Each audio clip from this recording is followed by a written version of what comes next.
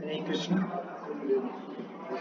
ओम ज्ञानतिमिरान्धस्य ज्ञानञ्जनशलाकया चक्षुरुन्मिलितं येन तस्मै श्रीगुरवे नमः। श्रीचैतन्यमनोभीष्टं स्थापितं येन भूतले स्वयं रूप कदा मह्यं ददाति शुभदान्तिकम्। वन्देऽहं श्रीगुरो श्रीयुतपदकमलं श्रीगुरोन् वैष्णवांश्च श्रीरूपं साग्रजातं सहगणा रघुनाथान्वितं तं सजीवं साद्वैतं सावधूतं परिजनसहितं कृष्णचैतन्यदेवं श्रीराधा कृष्णपादान् सहगणा ललिता श्रीविशाखान्वितांश्च नमो विष्णुपादाय कृष्णपृष्ठाय भूतले श्रीमते भक्तिवेदान्तस्वामिनिति नामिने नमस्ते सारस्वती देवे गौरवाणी प्रचारिणे निर्विशेषशून्यवादी पाश्चात्यदेशतारिणे नमो महावदन्याय कृष्णप्रेमप्रदायते कृष्णाय कृष्णचैतन्यनाम्ने गौरतिशे नमः। हे कृष्ण करुणा सिंधो दीनबंधो जगत्पते गोपेश गोपिका कांत राधा कांत नमोस्तुते। तप्त कांचन गौरांगी राधे वृंदवनेश्वरी वृषभानुसुते देवी प्रणमामि हरिप्रिये। नीलाचल निवासाय नित्याय परमात्मने बलभद्र सुभद्राभ्यां जगन्नाथाय ते नमः। वंशाकल्पतरुभ्यश्च कृपा सिन्धुभ्य एव च पतितानां पावनेभ्यो वैष्णवेभ्यो नमो नमः।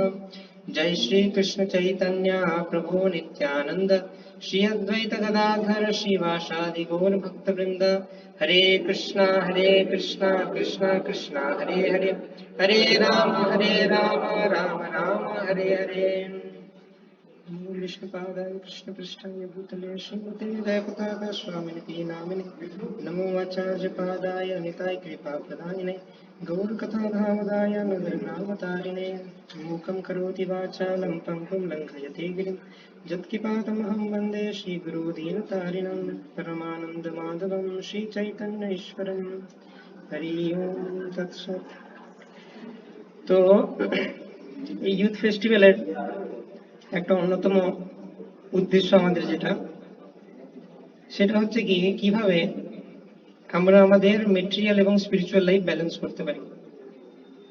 প্রচুর স্টুডেন্ট ডিভোটি আমরা সকালে আলোচনা করেছিলাম যে ইসকন হচ্ছে এমন একটা সংস্থা যেখানে ইউথ ডিভোটিদের সংখ্যা বেশি, কারণ যেহেতু লজিক্যালি ফিলোসফিকে প্রেজেন্ট করা হয় সেজন্য ইউথ ডিভোটিদের সংখ্যা বেশি।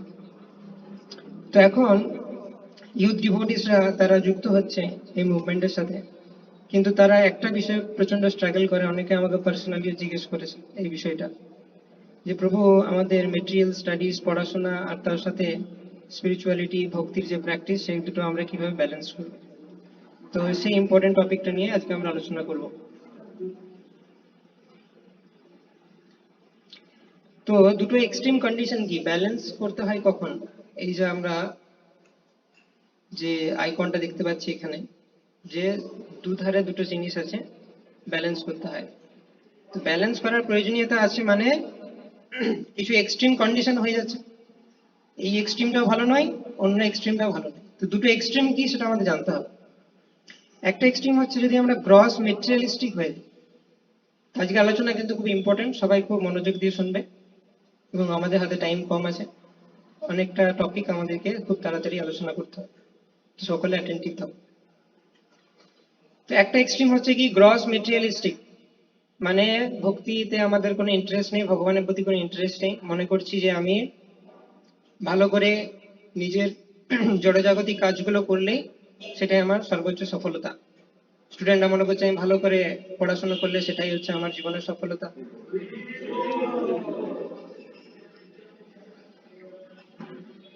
বা যারা ফ্যামিলি পার্সন বা যারা প্রফেশনাল পিপল তারা মনে করছে নিজেদের প্রফেশন সেটা আমরা যদি ভালো করে করতে পারি তাহলে সেটাই হচ্ছে আমাদের সার্থকতা।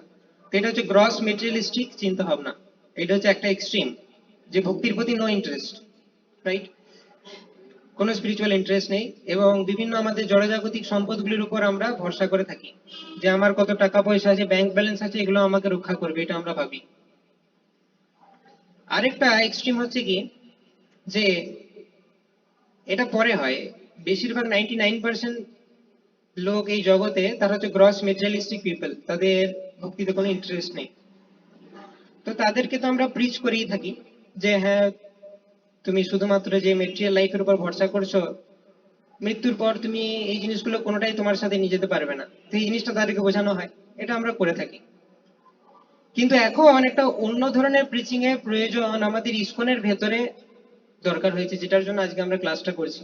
সেটা হচ্ছে সেকেন্ড ক্যাটাগরির পিপলের জন্য, যারা ভক্তিতে অ্যাকসেপ্ট করে নিয়েছে, যাদেরকে কোনো বৈষ্ণব প্রিচিং করেছে তারা ভক্তিতে অ্যাকসেপ্ট করে নিয়েছে, তারা তো জব করছে সবকিছু করছে, কিন্তু তাদের চিন্তা ভাবনাটা একটু অন্যরকম আছে। তারা ভক্তি বলতে অন্য কিছু জিনিসকে ভক্তি বলে ভাবছে, যেটা ভক্তি নয়। এটা খুব ডেঞ্জারাস। তো এই ধরনের পার্সন তারা কি মনে করে যে আমি ভক্তিতে চলে এসেছি, এরপরে কৃষ্ণর দায়িত্ব সব, আমি বিরাট বড় লেভেলের ডিভোটি হয়ে গেছি, ভক্তিতে চলে এসেছি, দুদিন আমি মালা করে নিয়েছি, বাস বিরাট বড় ডিভোটি হয়ে গেছি আমি, এরপরে কৃষ্ণ আমার চাকর, উনি সব করবেন আমার জন্য। পরীক্ষায় পাশ করা কৃষ্ণের দায়িত্ব, আমার সংসার কি করে চলবে কৃষ্ণের দায়িত্ব, আমি আমার জড়জাগতিক লাইফে কোনো এন্ডেভার করবো না, কারণ আমি তো ভক্তিতে চলে এসেছি। তো এটাকে বলে এসকেপিস্ট মেন্টালিটি। জড়জাগতিক জীবনের যে সংগ্রাম, সেটার থেকে আমরা বাঁচতে চাইছি, কিন্তু আমরা ওই লেভেলে ডিভোটি নয়। যেমন আমাদের বৃন্দাবনের সরব গোস্বামী বা হরিদাস ঠাকুর, তাদের লেভেলে ডিভোটিরা তারা কোনো জড়জাগতিক কাজে লিপ্ত হতো না, সেটা তাদের মানায়। কারণ ভগবান তাদেরকে কিছু দিক বা না দিক, তারা ভগবানের কাছে কিছু এক্সপেকটেশন করে না। কিন্তু হৃদয়ে এক্সপেকটেশন নিয়ে এই ধরনের মর্কট বৈরাগ্য দেখানো আমাদের উচিত নয়। তো একটা গ্রস মেটেরিয়ালিস্টিক এন্ড বা এক্সট্রিম, আরেকটা হচ্ছে যে শুধু আমি ভক্তি করবো আর কিছু করবো না, এবারে কৃষ্ণ সব করে দেবে আমার হয়ে, এই ধরনের মেন্টালিটি। তো আজকের ক্লাসটা গ্রস মেটেরিয়ালিস্টিক পার্সনদেরকে কিভাবে প্রিচ করতে হবে সেটা তো অন্য ক্লাসে আমরা ডিসকাস করি। আজকের ক্লাসটা স্পেশালি সেকেন্ড ক্যাটাগরির পার্সনদের জন্য, যারা ভক্তি দেশে মনে করে যে এবারে কৃষ্ণ আমাকে করবে। এরপর কি হয়, এটা এতটাই ডেঞ্জারাস, তারা মালা জপ করছে, সেই মালা জপের কোয়ালিটিও আমরা নিজেরা জানি, বা হাতে ফোন মালা, কিন্তু সে মনে মনে জানে আমি তো 16 মালা জপ করি, সুতরাং সবকিছু কৃষ্ণের দায়িত্ব। আমি কতটা ভালোভাবে ভক্তি করি সেটা বড় কথা নয়, ভক্তি তো করি, সুতরাং কৃষ্ণের দায়িত্ব। এরপরে আমাদের যদি জড়জাগতিক সেন্স গ্রাটিফিকেশনে এতটুকু অসুবিধা হয়ে যায়, তখন কৃষ্ণের দোষ হয়ে গেল, যে আমি ভক্তি করেছি, কৃষ্ণ দেয়নি আমাকে।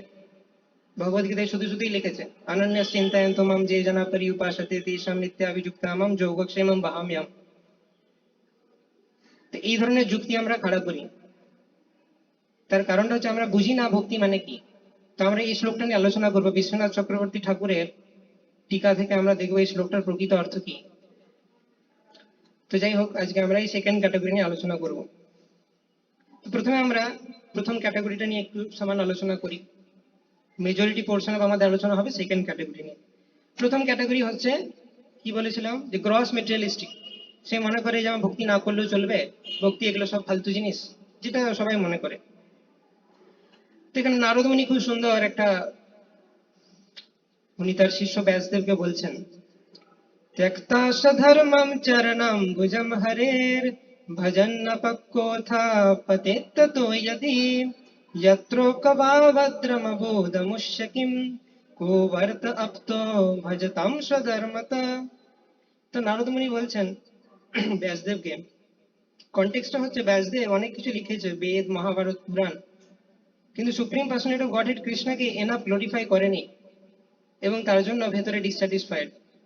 তো সেই ডিসস্যাটিসফ্যাকশন জানতে পেরে নারদ মুনি এসেছেন তার শিষ্য ব্যাসদেবের কাছে এবং বলছেন যে, হে ব্যাসদেব, মনে করো কেউ মেটেরিয়াল লাইফে অনেক কিছু করে নিল, খুব ভালোভাবে সে তার অকুপেশনাল ডিউটি গুলো পারফর্ম করলো, স্টুডেন্টের ডিউটি পালন করেছে, ফ্যামিলি পার্সন হয়ে ফ্যামিলির প্রতি ডিউটি করেছে, সমাজের প্রতি ডিউটি করেছে, খুব সুন্দরভাবে করেছে, তাতে কি লাভ?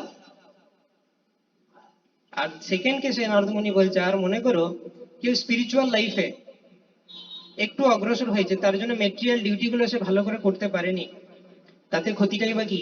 কারণ যতটুকু সে করলো সেটা তার পার্মানেন্ট। নেহ বিক্রম নাশস্তি প্রত্যাবায় ন বিদ্যতে স্বল্পমপ্যস্য ধর্মস্য ত্রায়তে মহতো ভয়াৎ। তো নারদমুনি বলছেন যে মেটেরিয়াল লাইফটাকে এত যে সিরিয়াসলি তারা নিয়েছে, তো লাভটা কি হয়েছে তাদের? মৃত্যুর পর সব শেষ। আর কেউ যদি স্পিরিচুয়াল লাইফে একটু অ্যাডভান্স করেছে, তার জন্য মেটেরিয়াল ডিউটি গুলো অত ভালোভাবে করতে পারেনি, তার ক্ষতি কি হয়েছে? কারণ মেটেরিয়াল লাইফটা এমনিতেই টেম্পোরারি, পরের লাইফে সে আবার একটা নতুন সিচুয়েশন পাবে। আর স্পিরিচুয়াল প্রোগ্রেস যতটুকু করেছে সেইটুকু তো তার গচ্ছিত থাকবেই, নেহা বিক্রমা নাশস্তি, তার নাশ হওয়া সম্ভব নয়। তো এটা হচ্ছে মেটেরিয়ালিস্টিক পার্সনদের জন্য, যে এত যে বিরাট কিছু করে নিলে, আমি পিএইচডি পোস্ট ডক, আমার 5টা বাড়ি আছে, 8টা গাড়ি আছে, তো তো কি, মৃত্যুর পর সব শেষ, কিছু নিয়ে যেতে পারবো না, সেটাই বলতে চাইছি এখানে। তো এটা তো আমরা জানি সবাই। এবং তাদের টেন্ডেন্সি হচ্ছে তারা এই জড়জাগতিক অ্যাসেট গুলোর উপর ভরসা করে, মনে করে এগুলো আমাদেরকে বাঁচাবে মৃত্যু থেকে। দেহাপত্য কলত্রাদিষু আত্মসৈনে শ্বসৎসপি তেষাং প্রমত্ত নিধনম পশ্যনপি ন পশ্যতি। তো বলছে মেটেরিয়ালিস্টিক পার্সন, তারা স্ত্রী পুত্র ঘর সংসার এবং নিজের লোকবল এগুলো নিয়ে এতটাই মেতে আছে তারা, যে স্বয়ং মৃত্যু তাদের দিকে এগিয়ে আসছে সেটা তারা পশ্যনপি না পশ্যতি, বুঝতে পেরেও যেন বুঝতে পারছে না তারা। এটা হচ্ছে মেটেরিয়ালিস্টিক পার্সনের অবস্থা। সবই করছে কিন্তু মৃত্যুর জন্য প্রিপারেশন নিচ্ছে না। আমাদের জীবনটা হচ্ছে মৃত্যুর জন্য প্রিপারেশন। মৃত্যুর জন্য যদি প্রিপারেশন না নিই, সারা জীবন যা খুশি করবো, মৃত্যু এক নিমেষে আমাদের কাছ থেকে সব কেড়ে নেবে, আমরা একটা মোমেন্ট সময় পাবো না।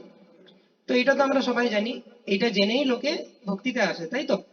এবার ভক্তিতে আসার পর আরেক নতুন সমস্যা, সেটা আমরা এখন আলোচনা করছি। Other extreme, Krishna must take care. Krishna will take care নয়, কৃষ্ণ মাস্ট, মানে কৃষ্ণকে করতেই হবে টেক কেয়ার। আমার মতো একজন ভক্তের টেক কেয়ার করবে না তো কিসের ভক্ত বৎসল হলো, এই ধরনের মেন্টালিটি। তো এখন এই ব্যাপারটাকে আমরা ভালো করে বুঝবো। এটা অনেকে আমাদের টেন্ডেন্সি থাকে যে ভক্তিতে এসেছি, তবু আমার জীবন এত কেন কষ্ট। কৃষ্ণ তো বলেছে যে আমি সমস্ত পাপ হরণ করে নিই, আমার তো নিচ্ছে না, তার মানে এই ভক্তি প্রসেসটা এটা ঠিকমতো কাজ করে না। এইভাবে তাদের ভক্তির পথে শ্রদ্ধাটা ভঙ্গ হয়। তার কারণটা হচ্ছে তারা নিজের দোষেই করে এই সর্বনাশটা।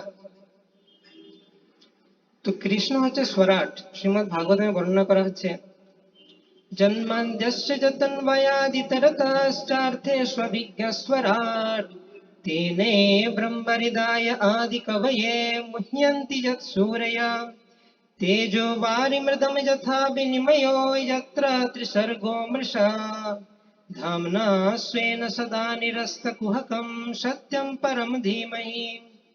তো প্রথম লাইনে কি বলা হচ্ছে, যে স্বরাট বলা হচ্ছে কৃষ্ণকে। জন্মাদ্যস্য যতন্বয়াৎ ইতরতশ্চ অর্থেষু অভিজ্ঞ স্বরাট। স্বরাট মানে হচ্ছে Krishna is supremely independent. Krishna এবং আমরা কোয়ালিটেটিভলি সেম, সেটা আমরা জানি। কৃষ্ণ যদি ওশেন হয়, সমুদ্র হয়, তাহলে আমরা হচ্ছি জলকণা। আমরাও সচ্চিদানন্দ, কৃষ্ণ সচ্চিদানন্দ, কিন্তু কৃষ্ণের আমাদের মধ্যে ডিফারেন্স আছে। তাই কৃষ্ণের যা যা কোয়ালিটিস আছে সেগুলো আমাদের মধ্যে আছে, কিন্তু কম পরিমাণে। কৃষ্ণের মধ্যে অসীম পরিমাণে আছে। তাই ইন্ডিপেন্ডেন্সের যে কোয়ালিটিটা, সেটাও কৃষ্ণের মধ্যে অসীম আছে, আমাদের মধ্যে লিমিটেড আছে। আমাদের ইন্ডিপেন্ডেন্স আছে, স্বাধীনতা আছে, কিন্তু সেটা খুব লিমিটেড। আমরা চাইলে এখন আকাশে উঠতে পারবো, কিন্তু কিছু জিনিস করতে পারবো আমাদের ইচ্ছা মতো। তাই আমাদের যে ইন্ডিপেন্ডেন্স সেটা হচ্ছে লিমিটেড, কিন্তু কৃষ্ণের ইন্ডিপেন্ডেন্স আনলিমিটেড, স্বরাট। তো সেই জন্য এইরকম ভাবার কিছু কারণ নেই যে আমি ভক্তি করে নিয়েছি বলে কৃষ্ণ বাধ্য করতেই হবে কৃষ্ণকে আমার টেক কেয়ার। কৃষ্ণ নাও করতে পারে, কোটি কোটি জন্ম আমরা চ্যান্ট করতে পারি, কৃষ্ণ আমাদের টেক কেয়ার নাও করতে পারে। আবার কিছু না করেও কৃষ্ণর হয়তো কি কৃপার প্রভাব আমাদের টেক কেয়ার করতে পারে। কৃষ্ণ স্বরাট, আমরা তাকে জোর করতে পারি। এই জিনিসটা প্রথমে বুঝতে হবে আমাদের। সেকেন্ড হচ্ছে কি, যে we are servants not Krishna. আমাদেরকে বুঝতে হবে যে ভক্তিতে আসার মানেটা কি। এই যে আমি বলি যে আমি ভক্তি করছি, কৃষ্ণ আমাকে দেখছে না, এটা কিরকম? তো আগে তুমি বোঝো ভক্তির ডেফিনেশনটা কি। সবই পুংসাম পরো ধর্ম যতো ভক্তিরধোক্ষজে अहैतुकी अप्रतिहता यजत्मा सुप्रसीदति अन्याभिलाषिता शून्यं ज्ञानकर्माद्यनावृतम् अनुकूल्येन কৃষ্ণানুশীলনম ভক্তিরুত্তমা। ভক্তির ডেফিনেশনটা কি? ভক্তির ডেফিনেশন হচ্ছে অহেতুকি, কোনো হেতু থাকবে না। আমি যদি ভক্তি করি যে কৃষ্ণ আমার সবকিছু দেখো, যাতে আমি ভালো চাকরি বাকরি পাই, আমার যেন কোনো শরীরে রোগ না হয়, কোনো সমস্যা যেন না হয় আমার, সেই জন্য ভক্তি করছি, তাহলে প্রথম কথা সেটা ভক্তিই নয় তো, সেটা তো ব্যবসা। তাহলে আমি কিভাবে এক্সপেক্ট করতে পারি যে আমি ভক্তি করছি, কৃষ্ণ আমাকে দেখছে না? আগে তুমি ভক্তি করো।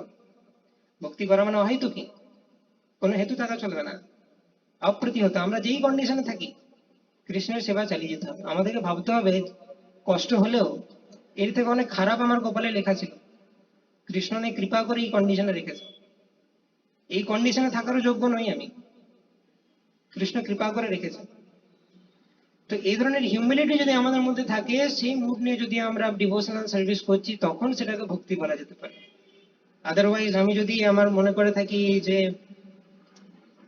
আমার সবকিছু ভালো রাখবে কৃষ্ণ, আমি ভক্তি করছি, তাহলে তো পিওর ব্যবসা, সেটা ভক্তিই নয়।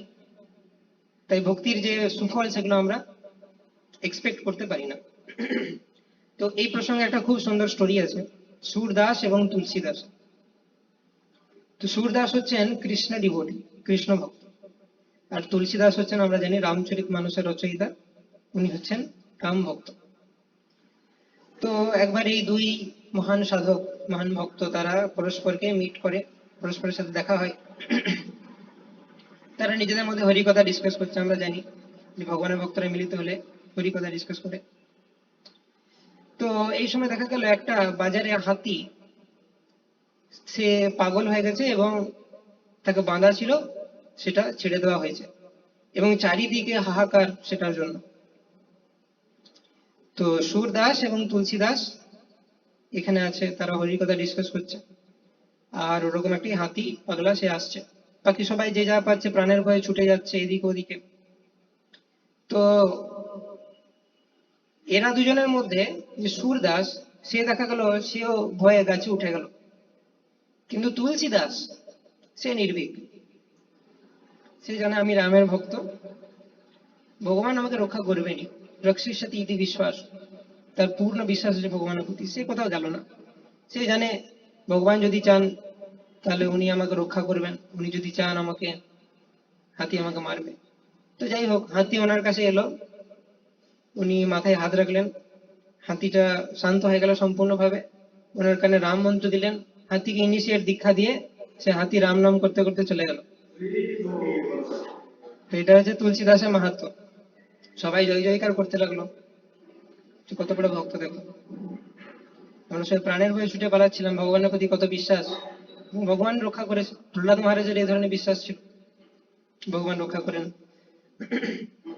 সুরদাসও তারপরে গাছ থেকে নেমে এসে কনগ্রেচুলেশন জানালো যে তুমি সত্যি খুব বড় লেভেলের ডিভোটি। তো তুলসীদাস বলে, হ্যাঁ সেটা ঠিক আছে, আমার তো বিশ্বাস আছে, কিন্তু তুমি কেন গাছে উঠে গেলে, সেটা আমার প্রশ্ন এখন। আমার তো আমার ভগবান রামের প্রতি বিশ্বাস আছে যে উনি আমাকে রক্ষা করবেন। তোমার কি তোমার ভগবান কৃষ্ণের প্রতি বিশ্বাস নেই যে উনি তোমাকে রক্ষা করবেন? তুমি গাছে উঠে গেলে কেন? তোমাদের কি মনে হচ্ছে সবাইকার, কে বড় ডিভোটি? তুলসীদাস। এরপরে এই প্রশ্নের উত্তরে সুরদাস যেটি বলল, সেটি শোনার পর তুলসীদাস দণ্ডবোধ প্রণাম করে সুরদাসকে। পুরো গেমটা চেঞ্জ হয়ে যাবে এই স্টেটমেন্টে। সুরদাস বললেন যে আমার বিশ্বাস আছে যে ভগবান আমাকে রক্ষা করবেন, বিশ্বাস নেই তা নয়, কিন্তু অন্য একটা কারণে আমি গাছে উঠেছিলাম। সেই কারণটা হচ্ছে ভগবান তো রক্ষা করবেন, তার ভক্ত যদি কষ্টে থাকে ভগবান তো রক্ষা করবেন, কিন্তু আমার মতো একটা নগণ্য জীবের কষ্টের জন্য ভগবানকে তার লীলা থেকে বিরক্ত কেন করবো আমি? আমাকে বাঁচানোর জন্য ভগবানকে আসতে হবে, তার থেকে আমি নিজেই উঠে যাই, ভগবান নিজের লীলাতে নিজে এনজয় করুক। তাহলে this is the mentality of a pure devotee. We are servants, not Krishna. মানে আমরা ভগবানের সেবক, ভগবান আমাদের সেবক নন। আমরা যদি চাই যে ভক্তি করছি, এবার ভগবান যা আছে সেবা আমাকে করে যাও, আমাকে প্রোটেকশন দাও, আমাকে, আমার যেন ভালো থাকি, চাকরি বাকরিতে কোনো অসুবিধা না হয়, শরীর যেন ভালো থাকে, যত রকমের সেবা আছে তুমি এবার করে যাও আমাকে। What is this? এটা ভক্তি? ভক্তি মানে আমরা ভগবানের থেকে কিছু চাইবো না, আমরা ভগবানকে দিতে চাই, সেবা করতে চাই। ভগবানের কাছে কিছু চাইতে হবে না, উনি তো অটোমেটিক্যালি দেবেন। কিন্তু আমাদের যে মেন্টালিটিটা যদি নিয়ে আমরা ভক্তি করি, তাহলে সেটা পিওর ডিভোশনাল সার্ভিস নয়। তো এখানে আমরা দেখতে পেলাম যে সুরদাস ডিসপ্লে করছে পিওর ডিভোশনাল সার্ভিস, যে আমাকে রক্ষা করার জন্য ভগবানকে ডিস্টার্ব করবো কেন, আমি ভগবানের সেবক, আমার জন্য ওনার হেডেক কেন হবে? এরকম আমাদের গোস্বামীদের মধ্যেও দেখা যায়।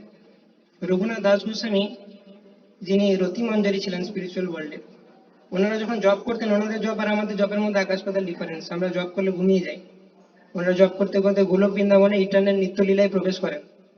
একবার রঘুনাথ দাস গোস্বামী তার পেট খারাপ হয়েছিল, সবাই তো খুঁজে পাচ্ছে না, এই যে বাবা 3 দিনে একবার 1 কাপ ঘোল খায়, 3 দিনে একবার। আর বৈদ্য এসে বলছে এর পেট খারাপ হওয়ার কারণ হচ্ছে যে অত্যধিক পরিমাণ পায়েস আহার করেছে।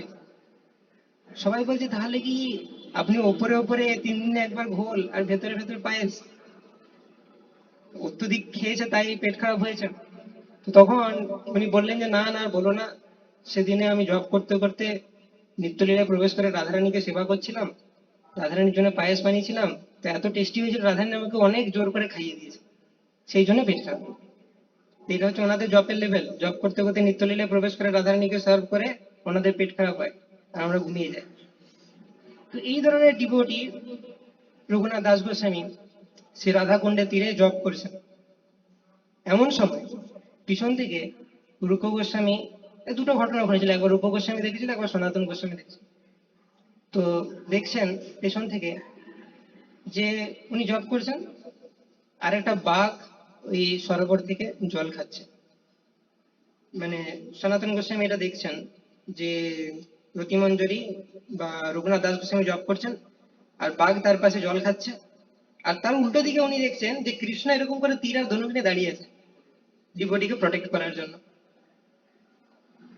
এই দৃশ্য দেখে সনাতন গোস্বামী ওনার কাছে গিয়ে বললেন যে রঘুনাথ, তুমি বৃন্দাবনে কি জন্য এসেছো?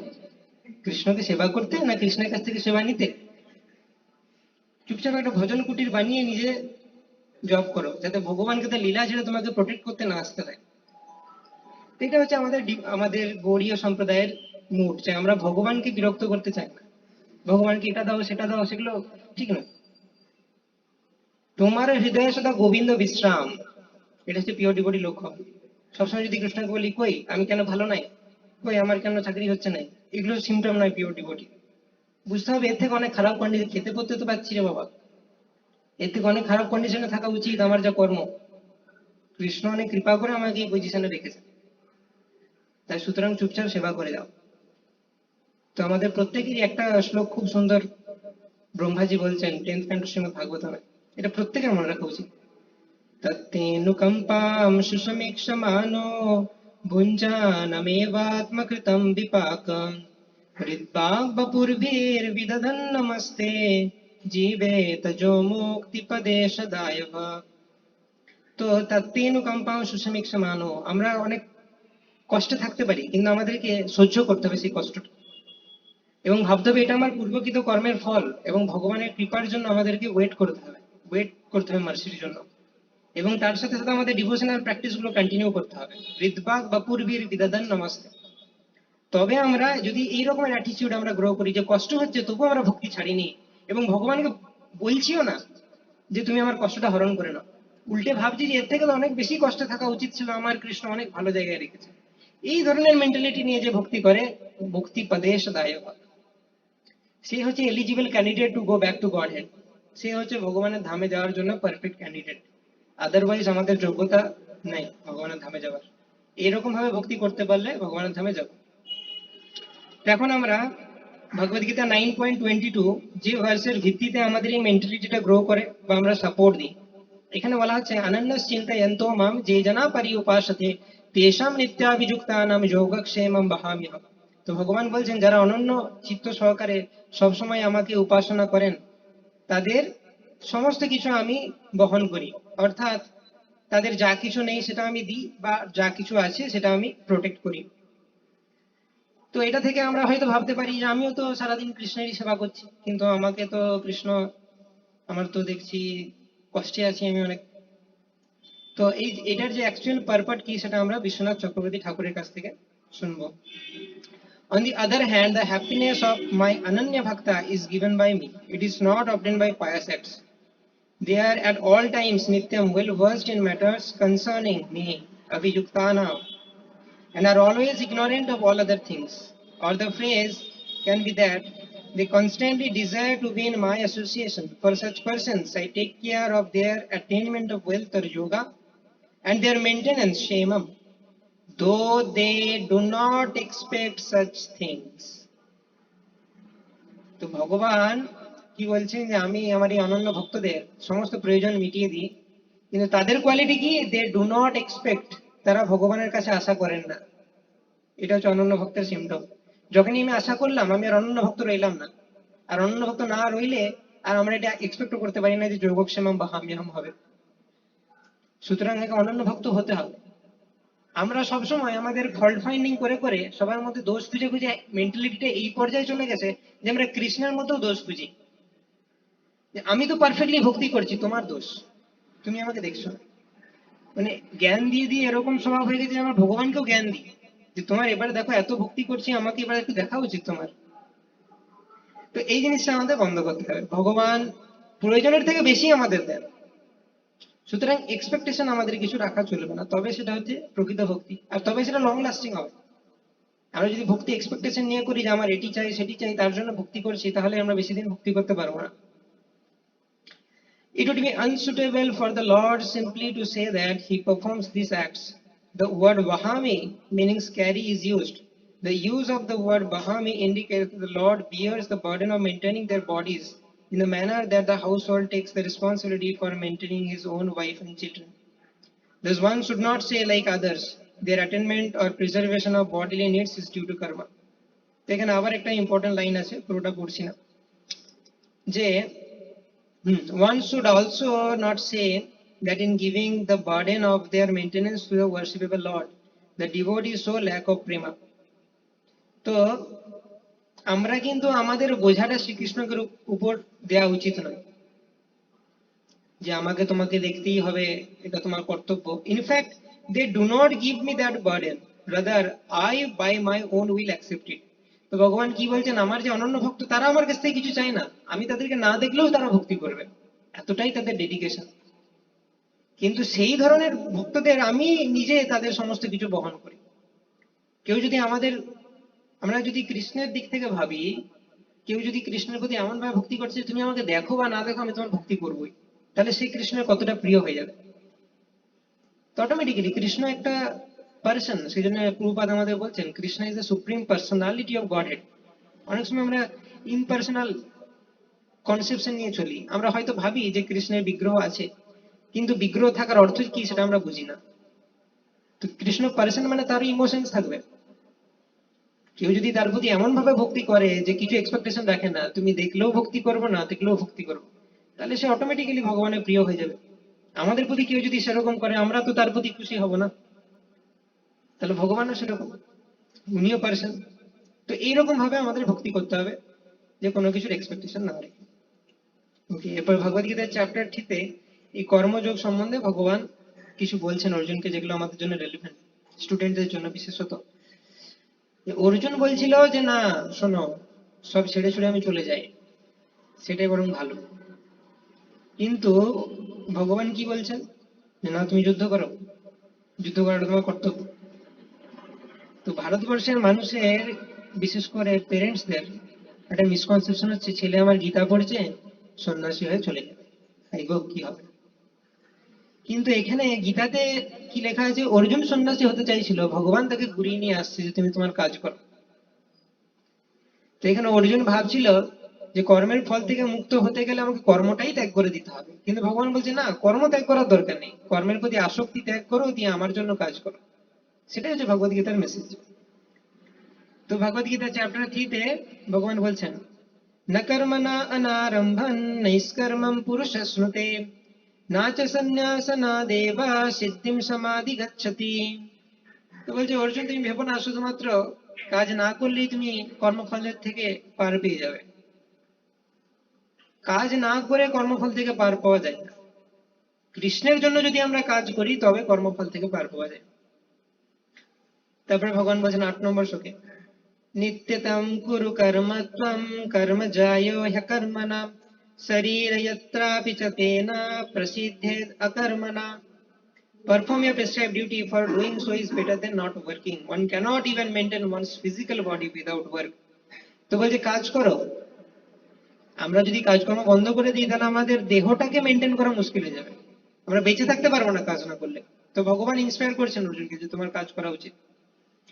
তো এরপর প্রশ্ন হচ্ছে কাজ যদি করতে হয় কার জন্য কাজ করব। যা কিছু ফালতু কাজ করে দিলাম এই জগতে, সেটা তো আমার কোনো কাজের কাজ হলো না। যজ্ঞার্থাৎ কর্মণোऽন্যত্র লোকোऽয়ং কর্ম বন্ধন তদর্থম কর্ম কৌন্তেয়া মুক্ত সঙ্গ সমাচর। বিষ্ণুর জন্য কাজ করতে হবে, আমাদের ভগবানের জন্য কাজ করতে হবে। তারপরে ভগবান বলছেন যে তাহলে প্রথমে ভগবান কি বললেন অর্জুনকে, তুমি কাজ করো, তুমি কর্মযোগের অনুষ্ঠান করো, সেটাই তোমার জন্য ভালো। তারপরে ভগবান বলছেন যে তুমি জানো কাদের কাজ না করলেও চলে, তাদের লেভেলটা তুমি জানো, কাদের না কাজ করলেও চলে। यस्त्वत्मरतिरेव सदत्मा तृप्तश्च मानव आत्मन्येव च सन्तुष्टस्तस्य कार्यं न विद्यते। তো বলছে কে সেরকম ব্যক্তি যার কাজ না করলেও চলে, যে আত্মাতেই তৃপ্ত, আত্মাতেই সন্তুষ্ট, মানে খেতে পেলেও চলবে, না পেলেও চলবে, চাকরি পেলেও চলবে, না পেলেও চলবে, এরকম কেউ আছি আমরা? যদি এরকম চলে যায় আমাদের সবকিছুতে, ভগবান যেভাবেই রাখুক, খেতে পায় না পায়, না কি মরে যাবো, কি আছে, ভগবানের ইচ্ছা, মরে গেছে, কি আছে, আর একটা দেহ পাবো, আমি তো দেহ নয়, আত্মা। এরকম যদি কারোর থাকে কনসিয়াসনেস, ঠিক আছে, তার না কাজ করলেও চলবে। তাহলে সে কি করবে, কাজ করছি না, ফলের আশাও করছি না। কিন্তু আমাদের উল্টোটা হয়ে যায়, কাজ করব না কিন্তু পরীক্ষায় ফুল মার্কস চাই, কৃষ্ণ তুমি এনে দাও। তো এটাই আমাদের মিসআন্ডারস্ট্যান্ডিং, সেটা আমরা আজকে আলোচনা করছি। তো ভগবান বলছেন তুমি যদি এই এক্সপেকটেশনটা ছেড়ে দিতে পারো যে ঠিক আছে আমি ভক্তি করছি, আমি পড়াশোনা করবো না, আমার মার্কসও দরকার নেই, আমি ফেল করি পরীক্ষায়, লোকে আমাকে গালিগালাজ করুক, আমার কিছু যায় আসে না, আমি রাস্তায় ভিখারি হয়ে থাকলেও আমার কিছু যায় আসে না, ঠিক আছে, লোকে আমাকে অপমান করুক চাতে হবে, তাতেও আমার কিছু যায় আসে না। জিতাত্মানা প্রশান্তস্য পরমাত্মা সমাহিত শীতোষ্ণ সুখ দুঃখেষু তথা মানপমানেয়, এই স্তরে যদি পৌঁছে যাই আমরা, তাহলে তস্য কার্যম না বিদ্যতে, তাহলে তোমার না কাজগুলো চলবে। কিন্তু যদি আমাদের ডিজায়ার্স থাকে যে না আমাকে সবাই সম্মান করুক, আমার যেন ভালোভাবে সবকিছু চলে, শরীর স্বাস্থ্য ভালো থাকে, সোসাইটিতে সম্মান, সবকিছু যদি আমাদের চাই, তাহলে কাজটা করা উচিত আমাদের। শুধুমাত্র আমরা ওইভাবে বলতে পারি না যে আমি ভক্তি করছি সুতরাং কৃষ্ণ তুমি আমাকে সব দাও। তো আমাদের মধ্যে যদি এই ধরনের বৈরাগ্য থাকে তাহলে ঠিক আছে, কাজ না করলেও চলে। তো এরপরে ভগবান বলছেন যে এই ধরনের ব্যক্তিরাও কাজ করে থাকে, এটা আশ্চর্যের ব্যাপার। কর্ম নৈব হি সংসিদ্ধিম অস্থিতা জানকাদয় লোক সংগ্রাহমেবাপি সম্পশ্যন কর্তুমর্হসি। তো প্রথমে ভগবান কি বললেন অর্জুনকে, যে দেখো তোমার যা লেভেল, তোমার কাজ করা উচিত, কর্মযোগের অনুষ্ঠান করা উচিত। তারপরে ভগবান কি বললেন, যে কার কাজ না করলেও চলে, যে আত্মাতেই তৃপ্ত, আত্মাতে সন্তুষ্ট। তারপরে ভগবান বলছেন যে এরকম ব্যক্তি তার কাজ না করলেও চলে, সেও কাজ করে। তাহলে তুমি তো কোন দূরের কথা। তারা কেন কাজ করে, যে আত্মাতেই তৃপ্ত, আত্মাতেই সন্তুষ্ট, তার কাজ না করলেও চলবে। কিন্তু সে কেন কাজ করে, লোক শিক্ষার জন্য কাজ করে, অন্যকে শিক্ষা দেওয়ার জন্য। তো এখানে উদাহরণ দিচ্ছেন জনকের। জনক অর্থাৎ আমাদের মাদার সীতা, তার যে পিতা জনক মহারাজ, উনি একজন পিওর ডিভোটি ছিলেন, ওনার এসবে কিছু যায় আসতো না, কিন্তু তবু উনি কাজ করতেন, রাজা হিসেবে ওনার যে কর্তব্য সেটা উনি করতেন লোক শিক্ষার জন্য। তারপরে ভগবান নিজের উদাহরণ দিচ্ছেন যে আমি, আমারও কোনো এই তিন জগতে কোনো কাজ নেই। তার আগে ভগবান বলছেন যে আমাদের সোসাইটির লিডারেরা যেভাবে কাজ করে, বাকি সমস্ত ব্যক্তিরা তাকে ফলো করে। যদ্যদাচরতি শ্রেষ্ঠস্তত্তদ এবেতরো জনা সযৎ প্রমাণম কুরুতে লোকস্তদানুবর্ততে। অর্থাৎ সোসাইটির লিডারেরা তারা যেভাবে অ্যাক্টিভিটিস করে, জেনারেল পিপল তাদেরকে ফলো করে। এখানে ভগবান নিজের উদাহরণ দিচ্ছেন, নামে পার্থাস্তি কর্তব্য ত্রিশু লোকেশু কিঞ্চনা। এই তিন জগতে আমার করণীয় কিছু নেই, আমার ইশারা তো সবকিছু হয়ে যায়, আমাকে নিজেকে করতে হবে কেন, আমি এক জায়গায় বসে থাকবো, ইশারা করবো, সমস্ত কিছু হয়ে যাবে। নতস্য কার্যম কারণম চ বিদ্যতে না তৎসমশ্চ ব্যধিকশ্চ দৃশ্যতে পরস্য শক্তির্বিবিধৈব শ্রূয়তে স্বাভাবিকী জ্ঞান বল ক্রিয়া চ। শ্বেতশ্বতর উপনিষদে বলা হচ্ছে নতস্য কার্যম কারণম চ বিদ্যতে, ভগবানের কোনো কাজ নেই, তার কর্তব্য কিছু নেই। স্বাভাবিকই জ্ঞান বল ক্রিয়া চ, সে যদি কখনো কিছু চায় ইমিডিয়েটলি ভগবানের প্রচুর এনার্জি, জ্ঞান শক্তি, বল শক্তি, ক্রিয়া শক্তি এগুলো করে দেয়। ভগবানকে নিজেকে কিছু কাজ করতে হয় না, তবুও ভগবান বলছে আমি কাজ করি। অনাব্যক্তম অব্যক্তাভ্যাম বর্তে এইব চ কর্মণি। কারণ আমি যদি কাজকর্ম না করি তাহলে লোক দেখবো বাবা ভগবান কাজ করছেন, আমরাও কাজ করবো না। কিন্তু তারা বোঝে না যে ভগবান, তার লেভেল আর তোমার লেভেল, সেটার মধ্যে আকাশ পাতাল ডিফারেন্স। তো ভগবান সেটা জানে, ভগবানের কাজ না করলেও চলবে, কিন্তু তবু ভগবান কাজ করে এই ধরনের মূঢ় আত্মাদেরকে শিক্ষা দেবার জন্য।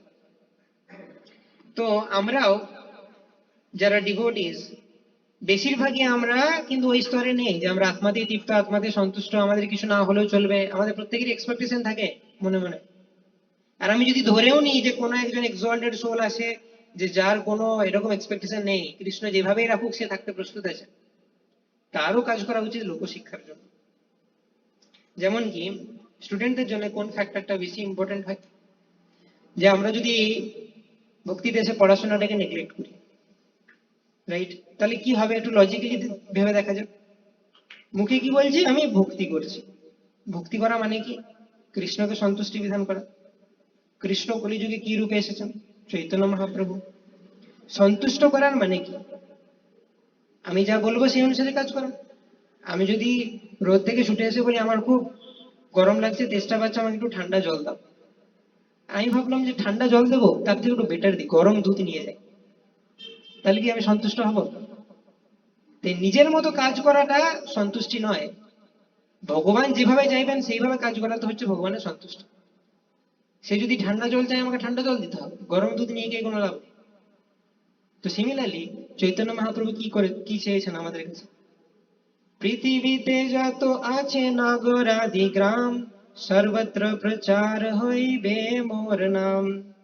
তাহলে চৈতন্য মহাপ্রভু মিশনটা কি? Preaching, right? প্রিচিংটা হচ্ছে চৈতন্য মহাপ্রভু মিশন। এবং প্রিচিং এ উনি আমাদের সাহায্য চেয়েছেন। ভারত ভূমিতে হইলা মনুষ্য জন্ম যার, জন্ম সার্থক করি করো পর উপকার। তো মুখে আমরা বলছি ভক্তি করছি, কিন্তু ভক্তি করে যদি আমরা পড়াশোনা না করি, তাহলে বাইরের লোক কি দেখছে? তারা তো সব ভক্তি কৃষ্ণ মহাপ্রভু এসব বোঝে না। তারা কি বোঝে? যে কত টাকা রয়েছে, কত পড়াশোনা করেছে, মেটেরিয়ালিস্টিক লাইফের কন্ডিশনটা তারা দেখে। তো এখন প্রিচিং যদি আমাদের মিশন হয়, আর সেই সমস্ত ব্যক্তিরা যদি ভক্তদেরকে দেখে এরা দিনরাত নাচছে গাইছে, পড়াশোনার কোনো নাম নেই, তারা বলবে বাবা রে, যদিও আমার ইচ্ছা ছিল যাবার, ওদিকে ধারে কাছেই যাব না ওদের ভক্তদের। মানে একদম নিজের জীবনকে যদি একদম শেষ করে দিতে হয় তাহলে এদের সাথে জয়েন করো, এই ধরনের আমরা মেসেজ দিই ভক্তি দেশে পড়াশোনা না করে। আর আমি কি ডিক্লেয়ার করি? আমি পিওর ডিভোটি, আমার পড়াশোনার কোনো দরকার নেই, আমি ভক্তি করছি, কৃষ্ণকে প্লিজ করছি, মহাপ্রভুকে প্লিজ করছি। মহাপ্রভু চাইছে প্রিচিং করতে, আমি লোককে দূরে সরিয়ে দিচ্ছি ভক্তি থেকে, আর আমি প্রিচিং করছি, মহাপ্রভু সেবা করছি, ভক্তি করছি। এটা আমরা লজিক্যালি ভেবে যদি দেখি, তাহলে আমাদের ভক্তদের যে অকুপেশনাল ডিউটি সেটা খুব ভালোভাবে আমাদের করা উচিত। কারণ অন্যেরা অকুপেশনাল ডিউটি না করলে লোকে বেশি আঙুল তুলবে না, ভক্তরা যদি একটু ভুল হয়েছে তাদের, তাহলে আর ছাড়বে। ভক্তি করেই এটা ঘরের লোক থেকে শুরু করে, পাড়ার লোক থেকে শুরু করে, দূরস্থ আত্মীয়, ফোনে, ভিডিও কলে, সব জায়গায় এক কথা, দেখলি ভক্তি করলি তোর সব ফুটে গেল। তো এই ব্যাপারটাতে আমাদেরকে সতর্ক হতে হবে যে আমরা ভক্তির নামে মহাপ্রভুর ডিসসার্ভিস না করে দিই, শিল প্রভুপাদের ডিসসার্ভিস না করে দিই, এবং সবকিছুকে আমরা কৃষ্ণ কনসিয়াসনেসে কাজে লাগাতে পারি। যেমন আমি একটা পার্সোনাল এক্সাম্পল দিতে পারি। আগে আমি ভাবতাম যে আমি বিরাট কিছু করব, প্যাশন ছিল একটা পড়াশোনার প্রতি, বিশাল কিছু করে দেবো। কিন্তু পরে বুঝতে পারলাম যে এই জিনিসগুলো ফালতু। বিজ্ঞান হচ্ছে অনুমান প্রমাণ। আজকে যা বলছে 10 বছর পর পাল্টাবে, আবার যা বলছে আবার 20 বছর পর পাল্টাবে। তো পাল্টি পাল্টি কবে ও শাস্ত্রের কাছে আসবে তার জন্য ওয়েট করার কি দরকার? ডাইরেক্ট যে তৈরি করেছে জগৎটা কৃষ্ণ, তার কাছ থেকে শোনো। তো এখন প্যাশন নিয়ে পড়াশোনা করি না। এখন পড়াশোনার উদ্দেশ্য হচ্ছে যে যাতে অ্যান্টি প্রিচিং না হয়, যাতে লোকে দেখে না বলে যে ভক্তিতে এসে সব নষ্ট হয়ে গেছে, সব আগে ভালো ছিল ছেলেটা। তাহলে প্রিচিং কি? লোকে বলে ও বাবা দেখো ভালো ভালো ছেলেগুলো গিয়ে সব নষ্ট হয়ে যাচ্ছে, দেখতে পেয়েছো কিরকম ব্যবসাটা জুড়েছে ইসকন, কিরকম মাথাটা খেয়ে দিচ্ছে, এ ধরনের কথা বলবে তো? ভালো লাগবে শুনতে? তাহলে এই পড়াশোনা করার যে অস্টিরিটিটা সেটা আমাদেরকে নিতে হবে। আমরা যদি ঠিকঠাক ভাবে পারফরমেন্স না করতে পারি, সমাজ কিন্তু আঙুল তুলবে এবং তাদের ভক্ত হওয়ার চান্সটা কমে যাবে। বাবা মা স্টুডেন্ট তারা যদি দেখে যে না ভক্তিতে এসেছে সবকিছু ভালোভাবে হচ্ছে, তারা ইন্টারেস্টেড হবে, হ্যাঁ, ঠিক আছে লাইনটা ভালো। কারণ তারা তো ইনিশিয়ালি অত বোঝে না যে জীবনের লক্ষ্য কৃষ্ণ প্রেম, তারা বুঝে জীবনের লক্ষ্য টাকা। তো তাদেরকে তাদের লেভেল থেকে তুলতে হবে না, সেটাই প্রিচিং এর উদ্দেশ্য। সুতরাং আমরা আমাদের অকুপেশনাল ডিউটি নেগলেক্ট করতে পারি না, সোজা কথা, কারণ আমরা অত বড় লেভেলে চলে যাইনি। কেউ যদি করে থাকে সে ভক্তির নামে ভণ্ডামি করছে, as straight cut as that. ভগবান বলছেন 8.7 এ, তস্মাৎ সর্বেষু কালেষু মামনুস্মর যুদ্ধে চ ময়ি অর্পিতা মনো বুদ্ধির মামে বৈশ্যাস সংশয়। ভগবান বলছেন যে তুমি যুদ্ধ করছো, তো যুদ্ধ করতে করতে আমার কথা চিন্তা করো। সেরকম আমরা পড়াশোনা করতে করতে কৃষ্ণের কথা চিন্তা করতে পারি। এখন লোকে ভাবতে পারে যে তাহলে এক হাতে হরে কৃষ্ণ কৃষ্ণ কৃষ্ণ হরে হরে, আর এদিকে কেমিক্যাল ইকুয়েশন, ফিজিক্সের ল, কি করে মনে কি করে রাখবো? তো এই জিনিসটা লিটারেলি নয়, এটার একটা অর্থ আছে। একটা মেটেরিয়ালিস্টিক ছেলে, সে মাঝরাতে 3টের সময় উঠে যাচ্ছে, পরীক্ষা, পড়তে হবে, আমাকে পড়তে হবে। তো তার মোটিভেশনটা কি পড়ার? কেন একবারে কি এমন হলো যে আমাদের রাত 3টে ঘুম থেকে উঠে যাচ্ছে, ঘুমাচ্ছে না, সারাদিন পড়ছে? না, আমাকে বড় হতে হবে, আমাকে টাকা কামাতে হবে। সে সবসময় ওই লক্ষ্যে ছুটছে। তার জন্য যদি 3টে উঠতে হয়, 2টায় উঠতে হয়, পড়বো আমি ভালো করে, তাহলে সেও পড়ছে, তার পড়ার মোটিভেশনটা হচ্ছে টাকা। আমাদের ভক্তদের পড়ার মোটিভেশনটা হবে কৃষ্ণ। এইটারই অর্থ হচ্ছে তসমাৎ সর্বেষু কালেষু মাম অনুস্মর যুদ্ধে চ। কৃষ্ণকে স্মরণ করে যুদ্ধ করা, বা আমাদের ক্ষেত্রে কৃষ্ণকে স্মরণ করে পড়াশোনা করা, তার অর্থ এটা নয় যে এক হাতে জপমালা আর এক হাতে বই, সেটা নয়।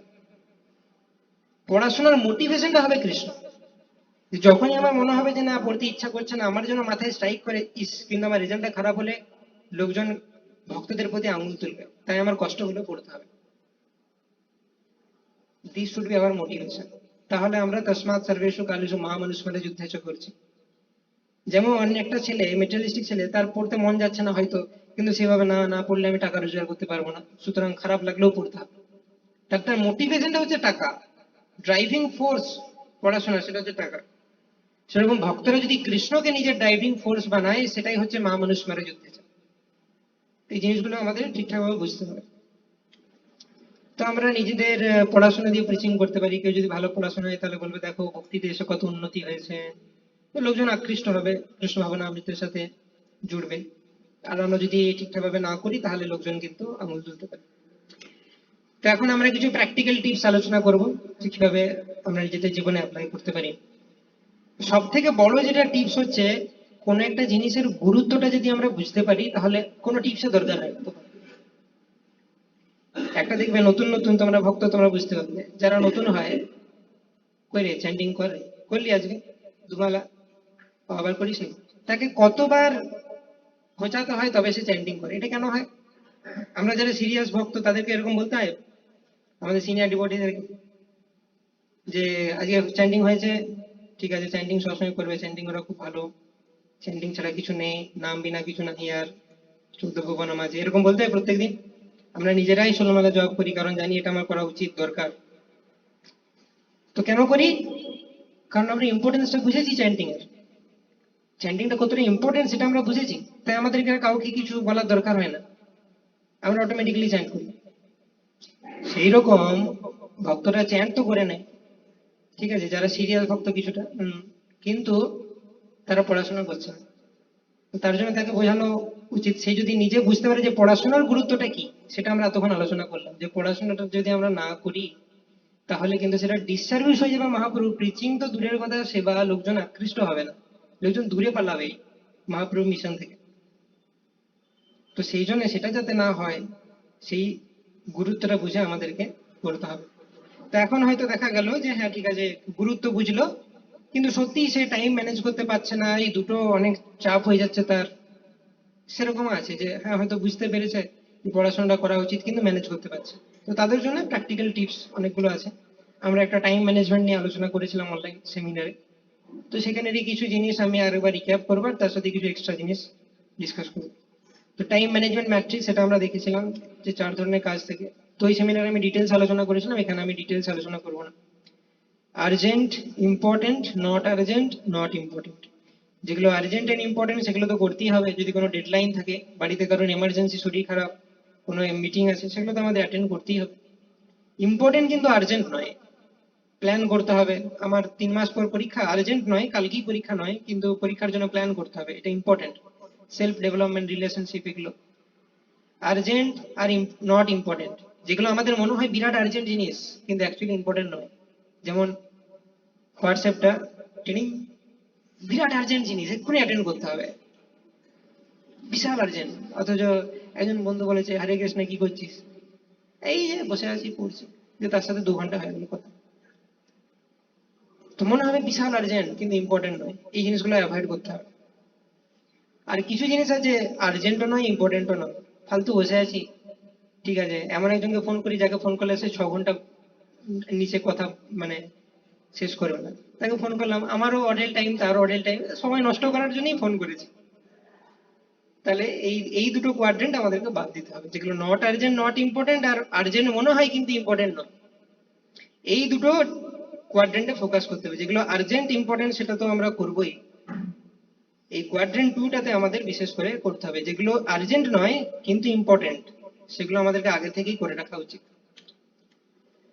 ভগবদ গীতায় একটা খুব সুন্দর শ্লোক আছে যেখানে বলা হচ্ছে কিভাবে আমরা সবকিছু ব্যালেন্স করে চলতে পারি। ব্যালেন্স নিয়ে ভগবান বলেছেন, युक्ताहार विहारस्य युक्तचेष्टस्य कर्मसु युक्तस्वप्नोपबोधस्य योगो भवति दुःखः।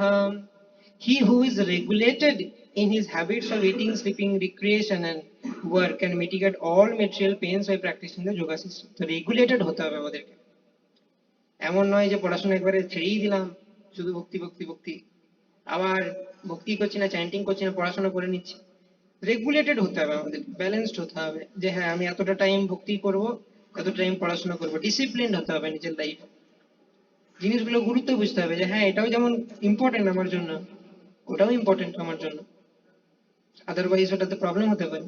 আর শুধু লোককে প্রিচিং করার জন্য নয়, আমার যদি মেটেরিয়ালিস্টিক এরিয়াটা খারাপ হয়ে যায়, আমার কাছে ভালো পয়সাপাতি থাকলো না, আমি স্ট্রাগল করছি নিজের সংসার মেনটেন করার জন্য, তখন আমি ভক্তি করতে সময় পাবো?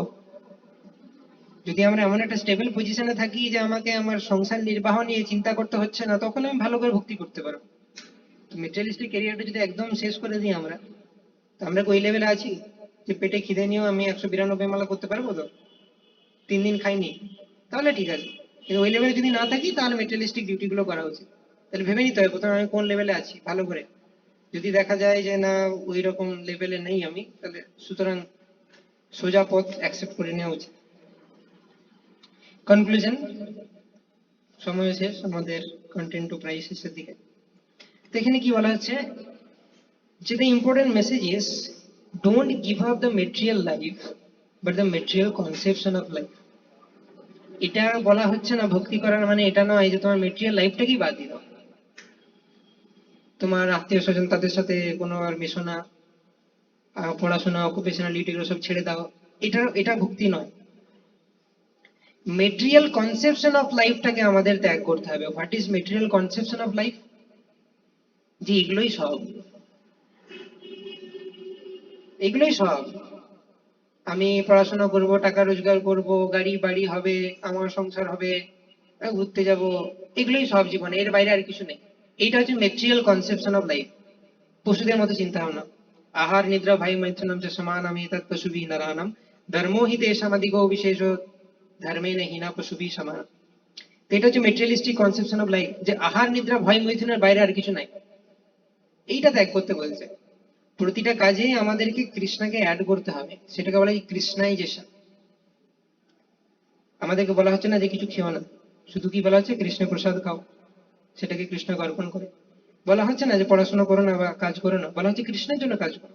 পড়াশোনা করছো, পড়াশোনা করে যে পজিশনে পৌঁছাবে, সে পজিশন দিয়ে কৃষ্ণের বাণী প্রচার করো। কেউ যদি পড়াশোনা করে দেখা গেলো আইএস অফিসার হলো, একটা রেসপেক্টেড পজিশনে আছে তার সোসাইটিতে, কেউ প্রফেসর হলো, এই রেসপেক্টেবল পজিশন থেকে তাকে প্রিচ করতে হবে। তাদের ইনফ্লুয়েন্স থাকে সোসাইটির উপর, সেই ইনফ্লুয়েন্সটাকে কৃষ্ণের সেবায় লাগাতে হবে। সে যে অর্থ উপার্জন করছে সেটা কৃষ্ণের সেবায় লাগাতে হবে। তো এইগুলোকে বলে যে কৃষ্ণাইজেশন। মানে আমাদের কাজগুলো ত্যাগ করতে বলছে না, just add Krishna to that work. তো সেজন্য ভগবান দ্বিতীয় অধ্যায়ের 48তম শ্লোকে অর্জুনকে বলছেন, অর্জুন তোমাকে আমি একটা জিনিস ত্যাগ করতে বলছি। কি ত্যাগ করতে বলছি? কর্ম ত্যাগ করো না, যে কাজটাই করবো না তা নয়, আসক্তিটা ত্যাগ করো। যোগস্থৌ কুরু কর্মাণি সঙ্গম ত্যক্তা ধনঞ্জয় সিদ্ধ্যা সিদ্ধ সমো ভূত্বা সমত্তম যোগ উচ্যতে। যোগস্থৌ কুরু কর্মাণি, কাজ করো, কাজ ত্যাগ করো না, কিন্তু সঙ্গম ত্যক্ত। সঙ্গ মানে হচ্ছে অ্যাটাচমেন্ট, অ্যাটাচমেন্টটা ত্যাগ করে দাও। যে এই কাজটা করছি, এই কাজের ফলে এই ফলটা আমি আশা করছি, এই যে যে কাজ করছি ফলের আশা করছি, এটাই হচ্ছে অ্যাটাচমেন্ট। বা আমার এই কাজটি করতে ভালো লাগে সেই জন্য আমি করছি, এটা হচ্ছে অ্যাটাচমেন্ট। তো সেই জিনিসটাকে ত্যাগ করো, কৃষ্ণের জন্য কাজ করো, কৃষ্ণের সন্তুষ্টির জন্য কাজ করো, কাজ করতে বারণ করা হচ্ছে না।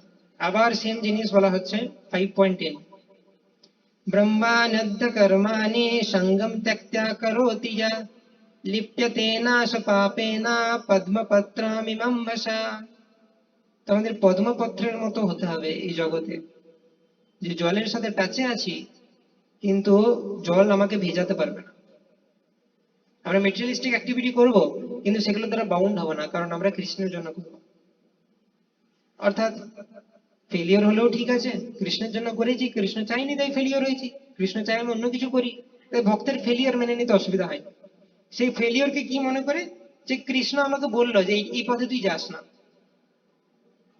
বা সেটুকুই, অন্য পথে ট্রাই করবে। তার ল্যামেন্টেশন কিছু নেই যে বাবা এটা আমার ফেলিওর হয়ে গেল, আমার স্বপ্ন ভেঙে গেল। তার স্বপ্ন কিছু নেই, তার স্বপ্ন কৃষ্ণকে সন্তুষ্ট করা। তো ফেলিওর হয়েছে তার মানে কি কৃষ্ণ চাই না সেটা? তাহলে কৃষ্ণ যদি চায় না আমি ওই লাইনে এগিয়ে কি করবো? তাহলে ভালোই হয়েছে, আমি বরং এতদিন যে পথে এগোচ্ছিলাম সেটা কৃষ্ণের পছন্দ ছিল না, এখন অন্য কিছু ট্রাই করি যেটা কৃষ্ণের পছন্দ। তো এই ভক্তের ক্ষেত্রে ফেলিওরকে মেনে নেওয়া কোনো সমস্যাই নাই। আর এটাই জাগতিক জীবনে যারা থাকে তাদের বিরাট সমস্যা, ফ্রাস্ট্রেশন, সুইসাইড। আমাদের আইআইটিতে তো তারা তো মানে সারা দেশ থেকে 13 লাখ ছেলে মেয়ে পরীক্ষা দেয় আইআইটি, সবাই স্বপ্ন দেখে, মনে করে একবার বিশাল পজিশনে পৌঁছে যাব, লিবারেশন, মুক্তি লাভ হয়ে যাবে একদম। তো ওখানে গিয়ে সুইসাইড করার কি মানে? কিন্তু শিখরে পৌঁছে গেছে, 13 লাখ ছেলে যা চাই সে সে সেটা পৌঁছে গেছে অলরেডি, তাহলে সেখানে গিয়ে সুইসাইড করে কেন? ফ্রাস্ট্রেশন, কর্মফলের প্রতি আসক্তি। এমন কেস আছে মানে চিন্তা করা যায় না। 10 সিজিপিএ হবে সেইটি চিন্তা করে সে পড়াশোনা করেছে, 9.9 এসছে, সুইসাইড। এগুলো কি জন্য হয়? অতিরিক্ত অ্যাটাচমেন্ট জড়জগতের জন্য। ভক্ত ভাবে ঠিক আছে, কৃষ্ণের জন্য চেষ্টা করেছিলাম 10 হলে, তা দেখাতাম যে কৃষ্ণ ভক্ত হয়েও কত আমরা করতে পারি। কৃষ্ণ 9.9 দিয়েছে, ও এটা আমি যাতে প্রাউড না হই, আমি যাতে অহংকার না হয় সেজন্য দিয়েছে, ঠিক আছে accept। ভক্ত হচ্ছে এই জন্য শান্ত, কৃষ্ণ ভক্ত নিষ্কাম অতএব শান্ত, ভক্তি মুক্তি সিদ্ধকামী সকলই অশান্ত। তো ভক্তের পক্ষে এগুলো কোনো চাপই নয়। আর সাকসেসেও সেই জানে আমি কি, আমি কিছুই করতে পারবো না যদি ভগবান আমাকে সাহায্য না করে। কুন্তি মহারানী বলছে কে বয়ম নাম রূপ্যাভ্যাম যদুভি সহ পাণ্ডবা। বলছে আমরা কি, তুমি যদি চলে যাও তাহলে আমাদের কোনো ভ্যালুই নেই। ঋষিকা নাম ইবেশিত, উনি বলছেন, একটা অ্যানালজি দিচ্ছেন, যেটা শরীরে যখন প্রাণ ছেড়ে চলে যায় তার ইন্দ্রিয়গুলো যেরকম ইউজলেস হয়ে যায়, তো সেরকম তুমি যদি আমাদের ছেড়ে চলে যাও তাহলে এই যে ভীম অর্জুন এদের ক্ষমতা সেগুলো সব ইউজলেস। তো ভক্ত এটাও জানে আমার যদি কোনো সাকসেস আছে সেটা কৃষ্ণের কৃপাতে এসেছে, আমার উত্তেজিত হওয়ার কিছু নেই, আমি বিরাট কিছু করে দিইনি। তো এইভাবে আমাদেরকে বলা হচ্ছে যে কাজটা ত্যাগ করা নয়, কর্মের প্রতি যে আসক্তি সেটা আমাদের ত্যাগ করা উচিত, কৃষ্ণের জন্য কর্ম করা উচিত। ওকে।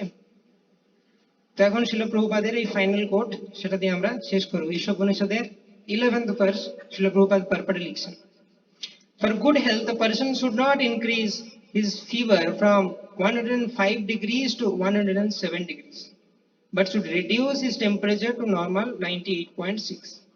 তো আমরা ফারেনহাইট স্কেলে যদি টেম্পারেচার দেখি হিউম্যান বডির, তাহলে নর্মাল টেম্পারেচার হচ্ছে 98.6। তো কারোর যদি 105 জ্বর থাকে তাহলে সে কি চাইবে, জ্বরটা বেড়ে 107 হোক, নাকি সে চাইবে নর্মালে নেমে আসুক 98.6, right? That should be the aim of human life. The modern trend of material civilization is to increase the temperature of the feverish material condition, which has reached the point of 107 degrees in the form of atomic energy. Meanwhile, the foolish politicians are crying that at any moment the world may go to hell.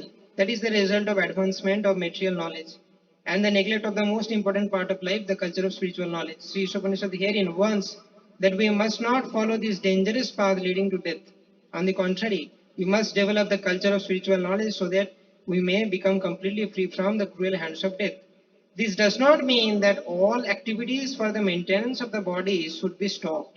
তো এখানে আসলে প্রভুপাদ বলছেন, একটা খুব সুন্দর analogy দিচ্ছেন, যে আমাদের বডি টেম্পারেচার 98.6, 105 জ্বর হয়ে গেলেও প্রবলেম, আর যদি কমে 90 নেমে যায় তাহলে খুব ভালো কন্ডিশন, সেটা তো প্রবলেম। যখন মানুষ মারা যায় তখন তার বডি টেম্পারেচার ফল করে। তাহলে এক্সপেক্টেড কি দুটোর মধ্যে ব্যালেন্স থাকবে, খুব বেশিও নয় খুব কমও নয়। তো এখানে প্রভুপাদ কি বলছেন, টেম্পারেচার বৃদ্ধিটাকে উনি কিসের সাথে তুলনা করেছেন? Materialistic progress. আমাদের জড়জগতে আমরা কতটা ইমপ্রুভ করছি সেটা হচ্ছে তত আমাদের টেম্পারেচার বাড়ছে। আর স্পিরিচুয়াল লাইফটা হচ্ছে কি আমাদের টেম্পারেচার কমায়। সংসার দাবা নললীর লোকা ত্রাণায় কারুণ্যে ঘনা ঘন। এই জড়জগতে যে দাবানল লেগে আছে উত্তপ্ত পরিস্থিতি সেটাকে শান্ত করে স্পিরিচুয়াল লাইফ। কিন্তু একবারে শান্ত হয়ে গেলে মুশকিল আছে, তখন এত ফ্রিজ হয়ে যাবে যে আমরা কিছু করতেই পারবো না।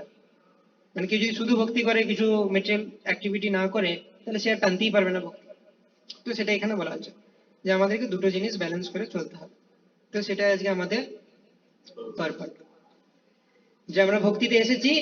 তাহলে কনক্লুডিং পয়েন্ট হচ্ছে কি, ভক্তিতে এসেছি কৃষ্ণকে সেবা করার জন্য, হয়তো কিভাবে ভক্তি করা উচিত এবং এটা এক্সপেক্ট করা উচিত যে ভক্তিতে চলে এসেছি মানে কৃষ্ণ আমার হয়ে সব করবে। কৃষ্ণ আমাদের চাকর নেই, আমরা কৃষ্ণের চাকর। সুতরাং কৃষ্ণের জন্য আমাদের কাজ করতে হবে, সেটা হচ্ছে ভক্তির উদ্দেশ্য।